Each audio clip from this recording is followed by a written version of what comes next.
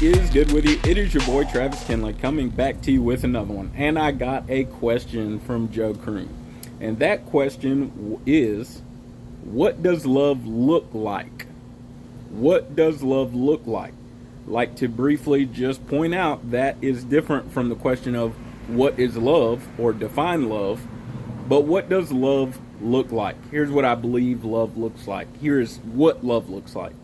Love looks like a life committed and devoted to relating to God and other people in a manner in which it was designed to be carried out. Relating to God and other people in a manner in which it was designed to be carried out. Living a life completely committed, completely devoted to relating to God and other people in a manner in which life was designed to be carried out. Now, there are a few presuppositions here.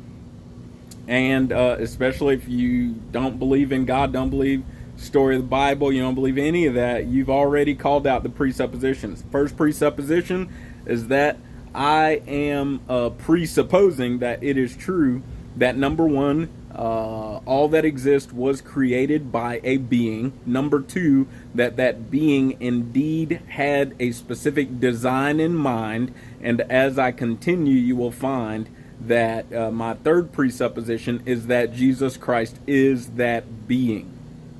Okay? Living a life completely committed, completely devoted to relating to God and others and other people in a manner in which life was designed to be carried out.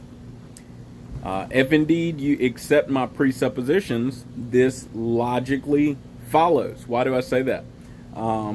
Because if you accept my presuppositions, then you also understand that God states that He is love, and that God states that He sent Jesus to earth as a God-man, 100% God, 100% man. So therefore, Jesus' life embodies love. It embodies love. Jesus' life is love lived. Okay? Jesus' life is love lived. But again, first you got to accept my presuppositions. Let me knock down a couple ideas first, okay? I knocked down the idea that life has no designer, specifically because we see evidence of design everywhere. That's number one. And number two, because I haven't been presented with any solid theory of creation outside of it being an intelligent designer and God being the most likely designer according to the evidence. Big Bang Theory, yeah, but the Big Bang Theory is a great theory for continuation, but it's not a great theory for Genesis, for beginning. It's a great theory for continuation. But that's a question for an entirely different day. Living a life entirely committed, entirely devoted to relating to God and relating to people as life was designed to be carried out. So what this means is that, number one, I can't, as a person, I could define what love looks like according to Travis Kinley, but that's only according to Travis Kinley, which means it's not actually true. So then when I tell my children, I love you, what does that matter if it's only according to Travis Kinley? If anything, it's not even true for them. It's only true for me. See how that works? So it doesn't make sense for me to say, love is something that Travis Kinley defines, because then when I say I love you, it's a very selfish statement. Whereas love is always understood as something selfless, right? A life entirely committed, entirely devoted to someone else, being related to someone else. So I'm giving up whatever I think love looks like. I'm sacrificing my belief, even, of course, when I don't like it, and I'm adopting a design. What does this design look like? This design, and now I know this question is so complex that you almost have to break it down, right? So this design looks like, this design of love looks like sacrifice for sure. Why do I say that? Think of any love movie you've ever watched. I can't help but think of Titanic, right? Jack had to die in Titanic. If Jack didn't die, man, what's a love story when no one dies, man? Sometimes I'll be watching a movie with Christina, man. We'll be in the living room. She'll be like, "Do you think he's going to live?" And I tell her, somebody's got to die, man. Any movie with passion, somebody's got to die. Black Hawk Down, somebody's got to die. Full Metal Jacket, somebody's got to die. Okay? Love, passion, somebody's got to die. Okay? You think of just any Lion King. How about a Lion King? Come on, man. Somebody's got to die. In order for it to be a good movie, somebody's got to die. Otherwise, there was really no love. There was really no passion here. Somebody's got to die for something bigger than themselves. Sacrifice. That's what the design looks like. That's what love looks like. When it's between myself and other people, somebody's got to die. So now, in this case, not physically, but something's got to die. Somebody's got to die so that something else can live. There's always a trade. A life entirely committed, entirely devoted to relating to God and my neighbor as life was designed to be lived out, in part means that somebody's got to die so someone else can live. And at all times, I am choosing to die so that someone else can live. Right? What else does it look like? It looks like integrity. It looks like honesty. It looks like truthfulness. Right?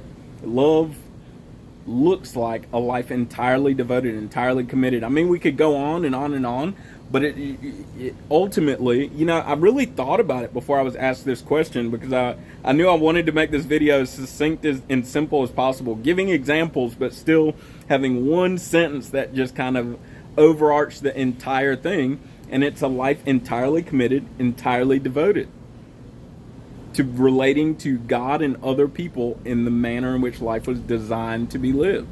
Now, in order to understand what I'm saying, you have to seek out, how is life designed to be lived. I gave you my presupposition, but I can't summarize the entire Bible. I try to keep my videos around 10 minutes. But that is love, as life was designed to be lived. Here's another example. Hollywood will often tell, if you've ever seen the movie Enough with Jennifer Lopez or any other movie like it, revolving around domestic violence, Hollywood will often tell the story of a guy who is abusing a woman, but after he is done abusing her, whether it be verbal or physical, he's sorry, he gives flowers, he gives candy, and he says, "I love you." Well, how do you test if that love is real? What does love look like? That was the question that was given to me. How do you test if that love is real? Then look at that situation and ask yourself, is that how life was designed to be carried out? Is that husband relating to his wife in a manner in which life was designed to be carried out? And no one would say yes to that, right? No one would say yes to that. Okay, let's do another one. You think of a mother who is with child and does drugs, right? Maybe she drinks liquor and she just can't stop, dude. But she is with child. Is she relating to her child in a manner in which life was designed to be lived? Nobody's going to say yes, right? You don't even really have to be a religious person to say no to that, right? You can be a doctor, just an atheist doctor, and say, hey, look, you are not relating to your unborn child in a way in which life was designed to be lived. And if you continue relating to that child in a manner in which life was not designed to be lived, your child will not live, because life was not designed to be lived that way. That's what I'm saying. So then mother has to make the decision, will I force this addiction to die so my child can live, or will I allow the addiction to live and my child die? Something's got to die. Something's got to die. And that is what the gospel of Jesus Christ says. That is what the gospel of Jesus Christ is. It is that God created and designed this world in a manner in which life was designed to be lived. And he gave that design to people. And people chose otherwise, chose to live life in a manner in which life was not designed to be lived. And they suffered consequences because of that. But for God so loved the world that he gave his only begotten Son, that whosoever would believe in him and let themselves die, and look at him and say, I'm going to live life like that, the way it was designed to be lived, then those people will not perish, but they will live. They will live. The most important thing you can do, love the Lord your God. Love the Lord your God with all your heart, soul, mind, and strength. Love your neighbor as yourself. They will know you by the way that you love, John says. It's love. It's love. Life lived love. Just the way it was designed to be lived. That's what love looks like. No emotional talk here, right? Emotions are entirely attached to what love looks like. Now, shoot, if anybody's ever sacrificed anything and really let something die, let a part of them die, you feel. But what does it look like? It doesn't look like emotions. It looks like living a life the way it was designed to be lived. Entirely committed, entirely devoted, right? We're talking ideal here, right? None of us are perfect as fathers, as husbands, as sons, as friends, as enemies. None of us are perfect enemies, perfect husbands, perfect co-workers. None of us are perfect, but the ideal, the question is, what does it look like? The ideal looks like entirely committed, entirely devoted. And even now that I say that, when you're entirely committed and entirely devoted, it does not mean without fault. It just means entirely devoted.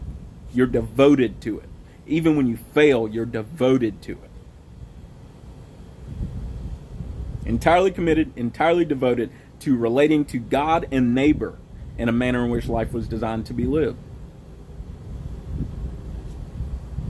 Being a Christian is not about being perfect. It's about being devoted. It's about being devoted to the design. That's it. It's just about being devoted to the design. Even when you fail, devoted to the design. Devoted to the mission of living life according to the design as given by the designer. That's it. That's it. Maybe the next time someone's like, well, I don't like going to church because there's nothing but a bunch of hypocrites there. Maybe I'll just ask them, are they devoted? Wonder. I get that they're not perfect. Are they devoted though? That's what love looks like. Jesus was entirely committed, entirely devoted to relating to his Father and to people on earth in a manner in which life was designed to be lived. So much so that he'd even say, not my will, God, but yours. Yours.